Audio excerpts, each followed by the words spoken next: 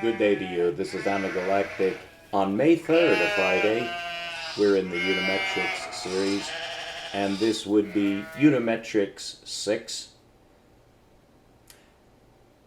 The nature of this presentation is based in the title.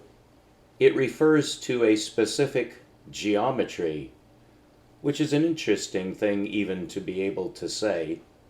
Perhaps you could name some geometries today, just to introduce our topic, which is in the Boschkovich force curve pertaining to our study of unimetrics.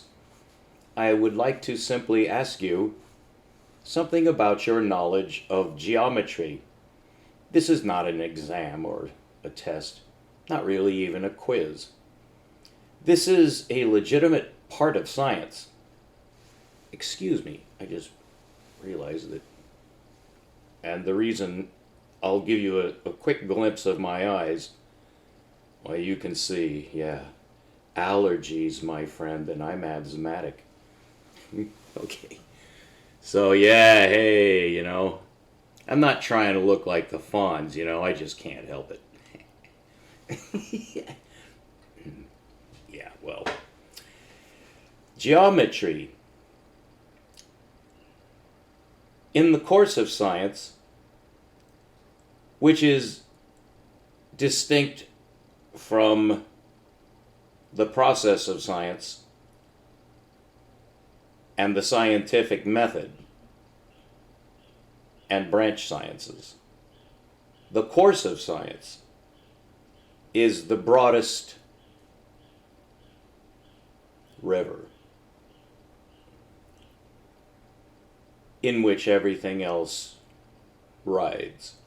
Going to the sea in this analogy. I'm not going to extend that into a parable, although I could. But science is many things at many levels, as many things in life are. But science is layered. And when referring to the process of science, which I've covered really in a good deal of detail because I'm a logician, I prefer axiomatic basis beginnings. It's hard for a layman to just jump into the fray of physics to try to grasp the understanding that any typical person is looking for in the sea of science, to resume the previous analogy. The course of science would have to be distinguished in intrinsic and extrinsic points of view, because the extrinsic point of view of the course of science is exactly what I'm speaking right now. But the intrinsic course of science is part of what is being referred to. So, from a personal point of view, which I insist is the only logical place to start in the intrinsic point of view, you have to begin with a single human, and there is a very logical choice for where to begin. There's an interesting corollary to that. It's not your professor, nor is it Albert Einstein, nor is it Euclid, nor is it any name that you can name. Only you are in view in the intrinsic, basic sense of what is science, which means that only you can define what it is for you. Now, this is obvious. And I am emphasizing the obvious because in science, that's really what one does at the beginning. And a great deal of what I do as a morphologist, which you can just think of as someone who thinks geometrically and practices science with a strategic approach that may be set in opposition to other approaches, such as numeric. Yeah. Dr. Sabina Hassenfelder, whom I have pilloried, because she deserves it. It's not she. She's just representing knowledge. But the knowledge that she has represented in some cases has been misleading. I wish to, in context, bring her into our little discussion of what is science, particularly for an individual human being. She has obviously made a decision to approach science in a way which I cannot help but adore. And I am absolutely devoted to Dr. Sabina Hassenfelder. And from now on, I may spell her first name with an A at the end. And pardon me, Sabina, if I do just make that decision and implement it, because for the longest time I thought her name was Sabine. Yeah. For those of you who've seen Moulin Rouge, the I-N-E ending is pronounced een, not Ina. But she pronounces her name Sabina, which I find to be a beautiful name. Do you not agree? So I may start spelling her name with an A at the end, but she is no one to put down. And I simply added her to my list of victims. When you're in science, you're in the ring, you're in the octagon. You're going to get choked out. You could lose a limb in the sense of it being broken. Your face will be pounded to pulp. You want to fight at the top level, you got to be able to take a punch. So do I. It's not personal. That's extremely important.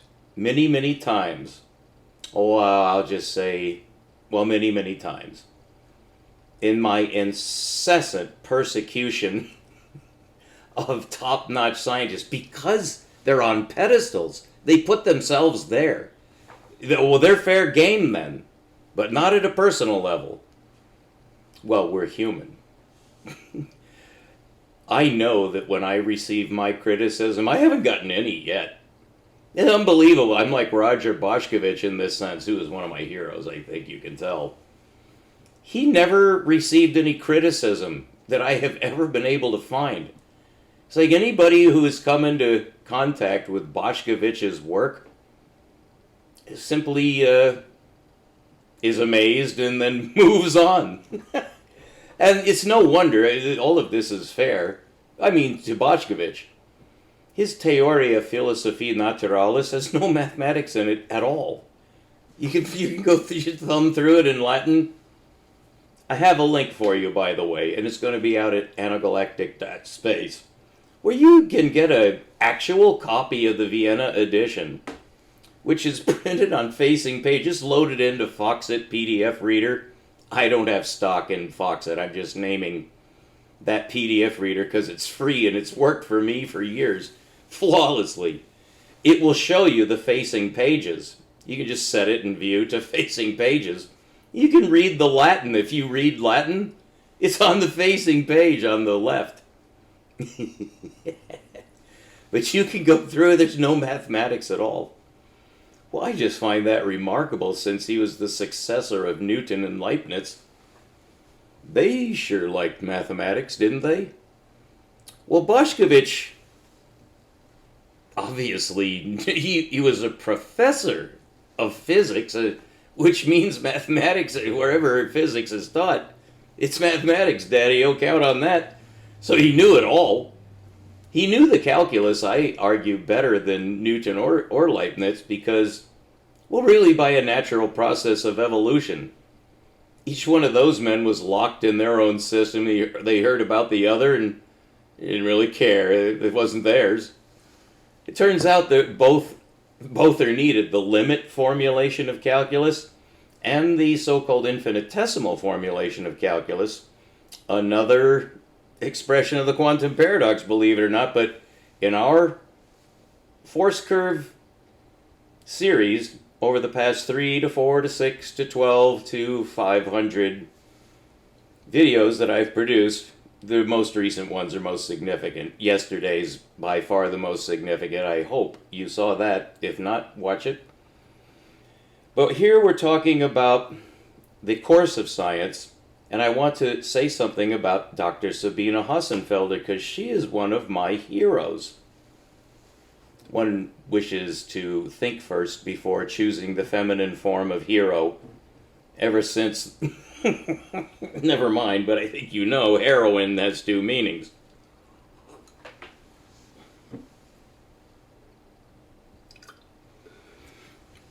She's decided on a course of science in two categories that can be identified by anyone who gets to know her as well as I have, and millions of others have some acquaintance with Dr. Sabina. My goodness. Very eloquent presenter, technically impeccable. I envy her in many respects. She's far beyond me, and I mean that totally humbly. Well, all of this is obvious, but I just wish to state it obviously, because I do make fun of Dr. Susskind and several other doctors, Dr. Green, Dr. Carroll. I go after them all. Presenters. Not even, those are professors. I go after Friedman. I go after Jai Mungal. Although I praise them all to the skies because I admire these men. And Dr. Sabina, who's one of us men now, isn't she? Yes. Well, she is actually a physicist, and she does experimentation work currently, as last I heard, in quantum mechanics. So she's a hottie in, she's married, so don't include that part. She's a hottie to her husband. That's all you need to know about. She has two kids. She has kids. I know that. So that's not all she does. She has gotten into the arena. If you're a physicist, as she is, that doesn't count. You're nobody special. You're a great educator. I admire that to the skies. Even if you have to teach some crap along with everything else, you're doing science. I have no objections. I wish I could do what you guys do. I have nothing against you at all or your position. I'm not out to pull down the pillars. I hope you get rich, or I hope you get richer. But in science, you just have to really make a decision if you're serious or not. I'm talking about myself now. I'm trying to present myself. This is like, when you ask a leading question, have you ever gone down to the lake and seen them alligators? And you know why the person is asking you this rhetorical question. It's not because he wants to hear your story. It's so you'll lean forward and go, why, I must have, but what about you, Clem? What are you leading up to? Well, yeah, same thing. Well, what Dr. Sabina has done is gotten out on the internet, on YouTube, is now one of the top names. And I say gold medals. Gold medals right down the line. Yeah, I know. She does. Do we slip up? Here's the thing. You can't slip up if you don't try. So this is where the old adage comes through. If you're not falling on your face, sometimes hard, or, whatever analogy you want to use, running into a brick wall, painting yourself into a corner, or finding your pants down around your ankles with everyone just pointing, well, you're the one who said it. Well, nobody likes that. Well, yeah, we're not supposed to like it because, you were caught. Now, that can backfire, too, if you're right and, everyone else just says, hey, well, you're not like us, so you must be weird. That's not science. No, science is an open forum. There's no animosities here. I've said many times, Richard Dawkins, the way I've presented the name of Richard Dawkins is almost like the devil himself. Well, of course not. Richard Dawkins is a man. He's an atheist. Well, he's weird, isn't he? No. He's not weird at all. My father. Well, I am talking about myself. Yeah, I brought this up so I could talk about my course in science. Well, I am not an atheist, okay? I am not an atheist. But my father was. So what do I think about my father? Well, I think you can guess. There's nothing wrong with him. You know how I can say that and not feel like, well, I feel hypocrisy creeping up, about to grab my brain like one of those mind things from, oh God, that Star Trek where the thing crawls in Chekhov's ear? Fuck. Oh, I'm sorry.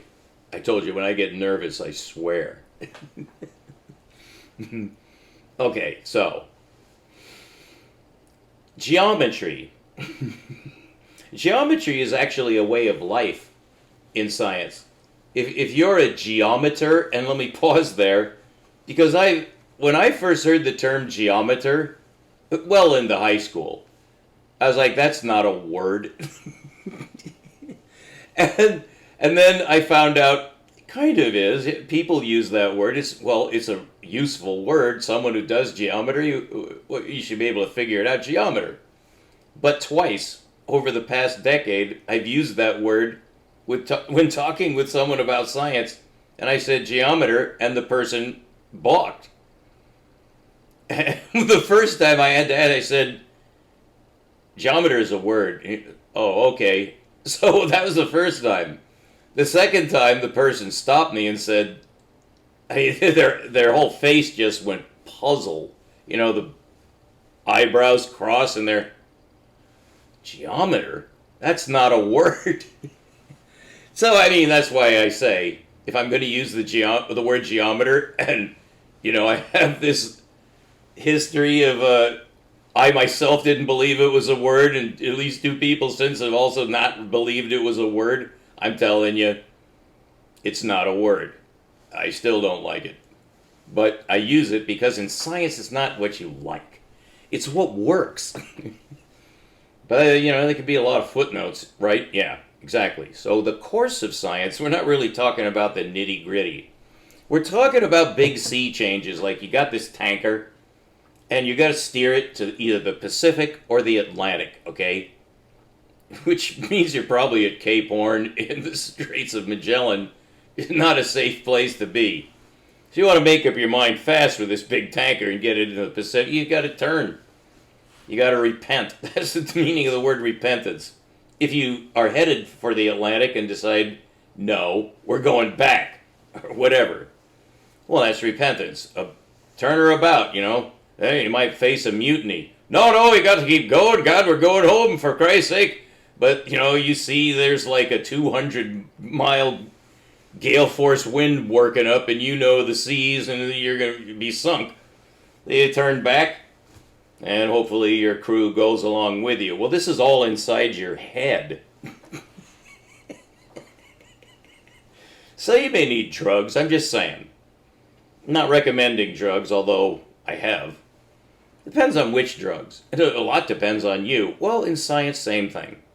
You gotta choose your drug. What is it, galaxies? Well, that's my drug. Others, it's like, quarks. Fuck yeah. Oh, totally. Man, oh man. I'm envious, of course. You see, that's the right attitude. Envy.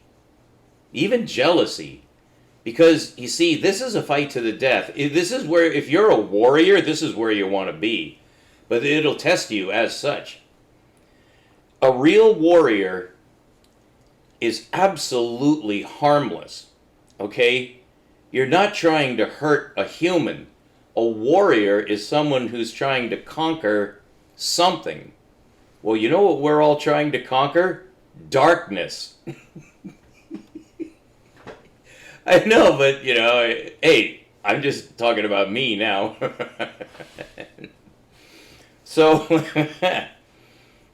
in the course of science, you yourself have to decide where you stand. And if you're just an observer, God bless you. If you... I want to... There's nothing wrong with wanting to just stay in awe. You just want to know more, hey. But I'll tell you what's going to happen to you. If your blueprinting kicks in correctly, yeah, I know, but yeah, oh yeah, I'm telling you the lowdown here. A full-grown man feels a calling. I know, but that's how I approach this. I told you this is dog eat rat. You can say anything you want if you're trying to get the truth.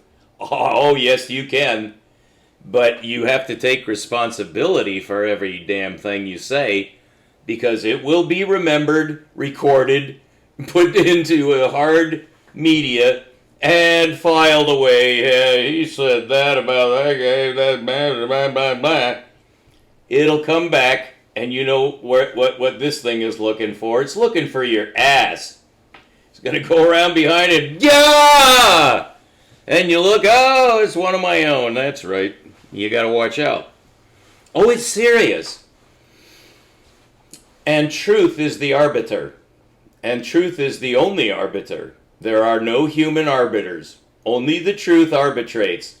But this is a human endeavor. So it's a mix.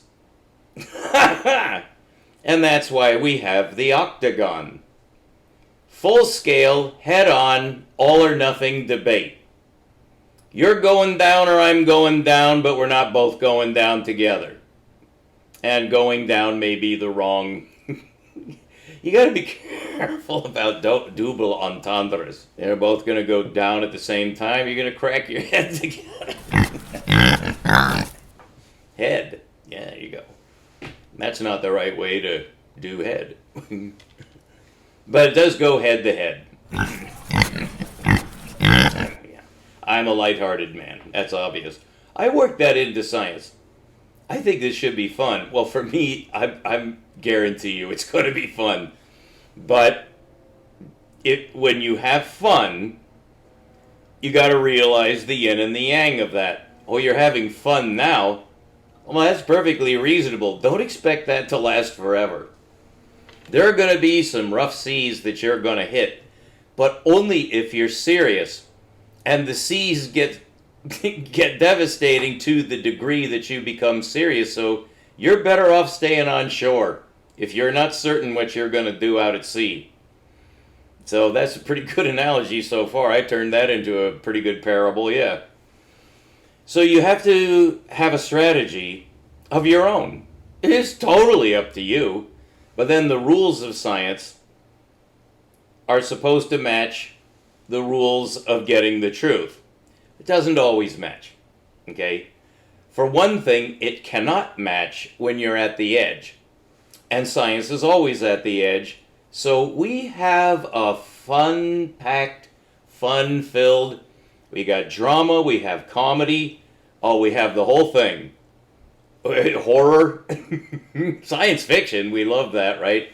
Yeah, we don't really like the fiction part, though. And the reason is that fiction is our enemy. In science, fiction is the enemy. We don't like fiction. Why? It's not because we don't like fiction itself. I would say that most advanced scientists are highly in favor of fiction. I'm speaking for myself here, you need it as diversion because we're human. You need to get away from your work. Well, you go back to so-called reality filled with emotion, marriages, wedding bells, Paris, and the breadline, penury, fleas, loud, nasty neighbors, the trash piles up in the streets, that's part of life, and thank God for it. Thank God for it. I love to say God. You interpret God whatever way you feel meets your needs. But be thankful, for Pete's sake, for everything. Because it all fits. So in science, there are ups and downs. There's a roller coaster if you're serious. So I'm addressing men who are serious. If you're not serious, as I said, God bless you above all of us. I'm serious here because you don't need to budge. The only time you need to budge is when the fleas of design start to bite at your rump. You just feel an itch, and it just gets worse day by day, and I think I'm going to go into science, and then suddenly the fleas disappear. Well, that's your blueprint talking to you.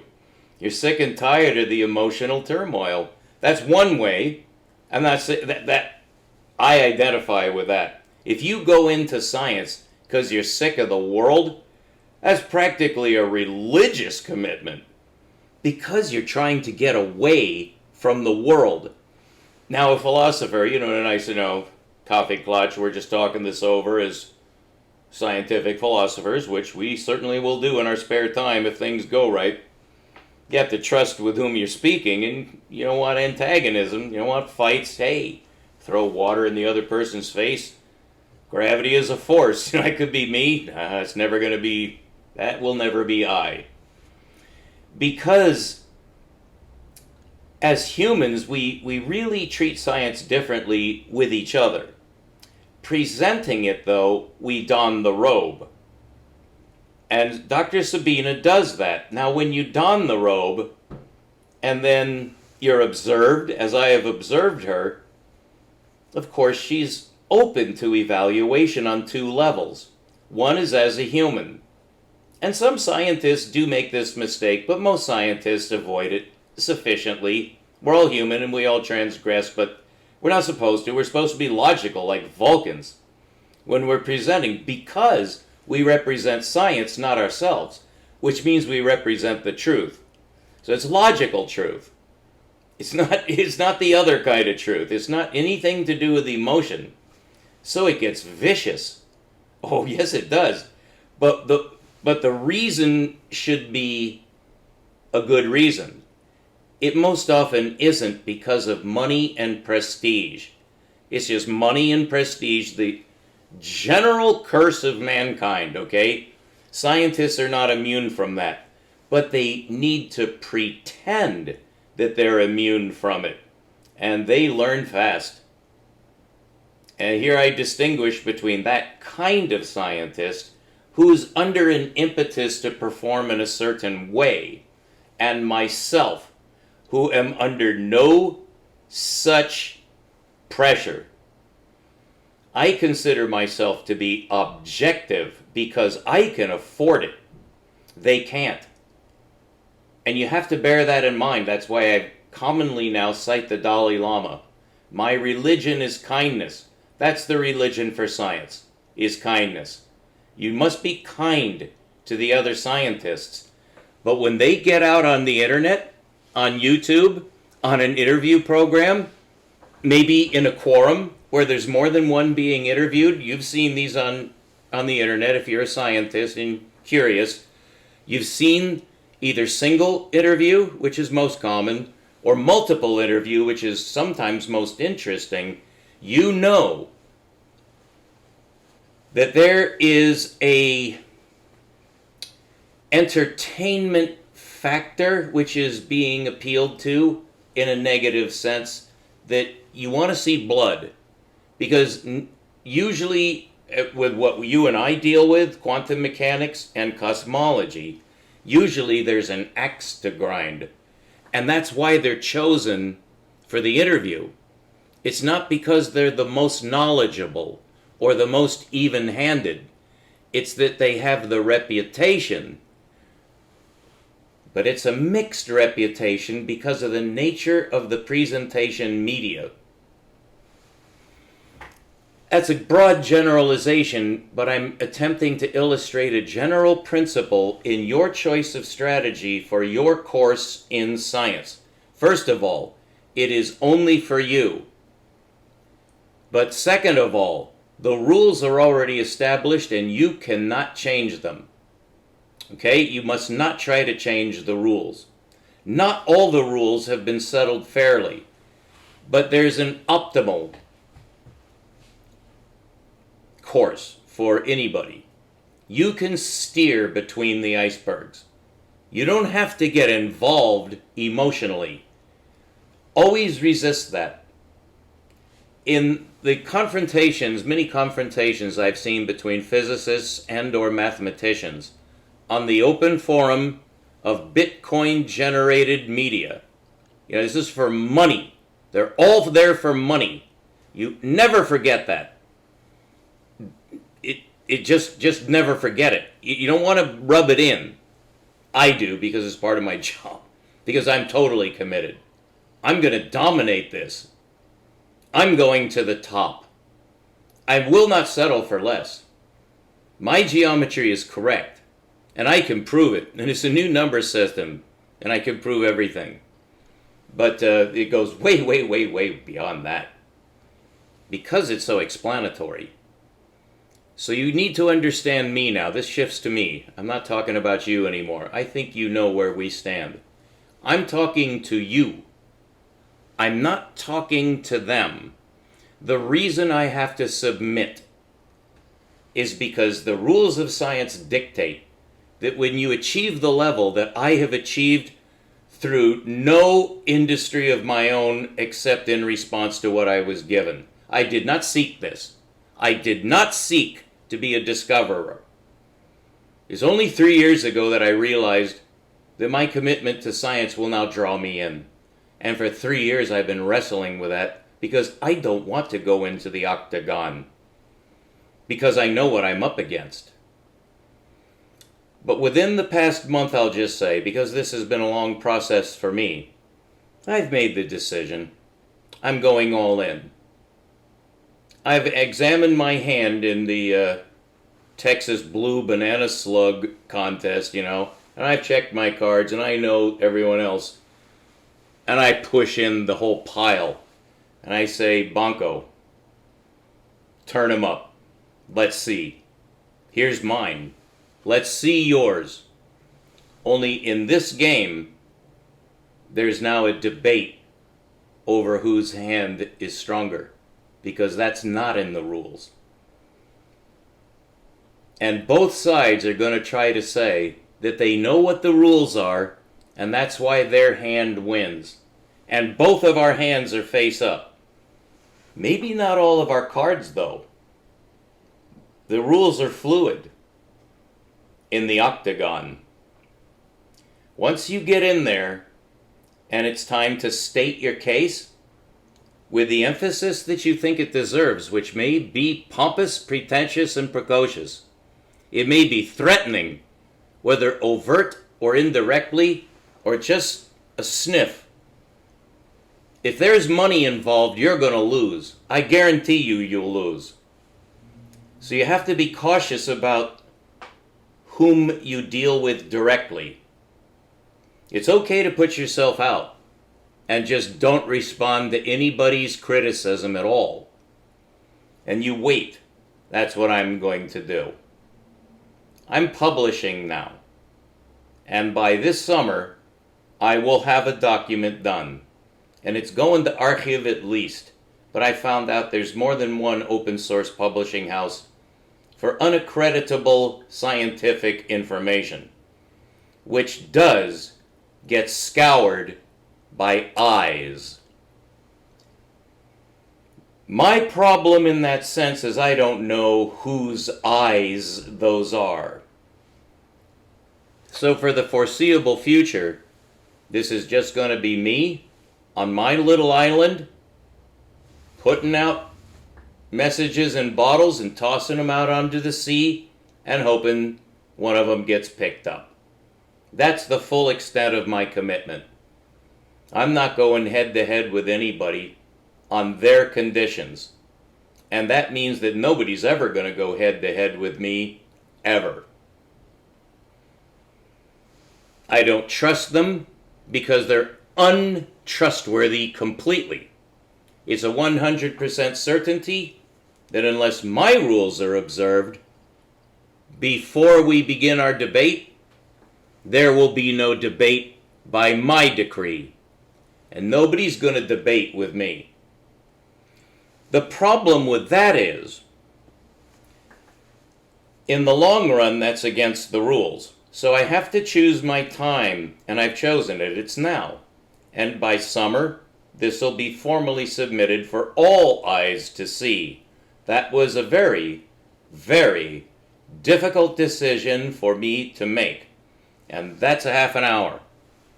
In the next presentation, we're going to continue with the Boschkovich force curve and show how it extends the concept of space-time, and then either in the same series or in a subsequent series immediately to follow, we'll show how the Boschkovich force curve solves the quantum paradox, and then we're going to go through all of the known forms of that paradox, particularly entanglement, on which I've already given very good presentations by my standards within the past 2 weeks. So if you wish to review that, you may, but I will never stop going on. Sometimes it will involve some repetition. That's necessary in science, but the art is to continue to summarize.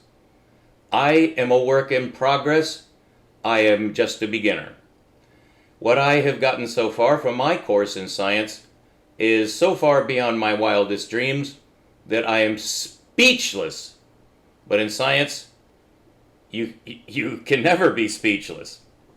You have to have something to say, or you're not a scientist, because science is communication. It's nothing but that, because that's where it happens. There's research, there's experiments, there's toil in the back rooms with equations, there's all kinds of evolutions going on in mathematics and in discovery science at all levels, at all times. And it pushes outward, and we come to try to integrate this knowledge into understanding. That's a true scientist, is seeking that understanding. A better understanding of the universe. I now have the keys to that understanding, both at the quantum limit, which is only one of two limits, or one of only two limits. The other one is spatial infinity, the edge of the universe. We have solved the entire system of physics with this new number system and geometry, which correlates the inner infinitude with the outer spatial infinity and brings them into a relationship that fully explains space-time and extends it beyond anything Einstein could have imagined. As far as the quantum paradox goes, we now have an absolute holographic vision of the flight of the photon for the first time in scientific history. It can be visualized, so the mathematics finally makes sense. And there will be no more paradox, because we're going to see through it into time. That will test you, and I know that because it tested me. I guarantee you, this works. That's my promise to you, and a scientist must make good on his promises. So now I have both feet in the quicksand. Turn it around. You're the one who's in the quicksand, not I. To the degree that you make a commitment to listen to me, you're going to sink. And you'll be doomed. Good luck. I hope you do follow, and I hope you do achieve your goals. Because if you don't, you're going to sink in the quicksand. That's just the way it works, and I'm telling you the bad news first. The good news is you're listening. Keep listening. This is Anagalactic. We'll be right back with the Boschkovich force curve, the quantum mechanical solution, and then the extension of Einsteinian spacetime to solve all the mysteries of the universe that we currently long to solve so badly because it's so beautiful. Be grateful for everything. It all works. We'll be right back.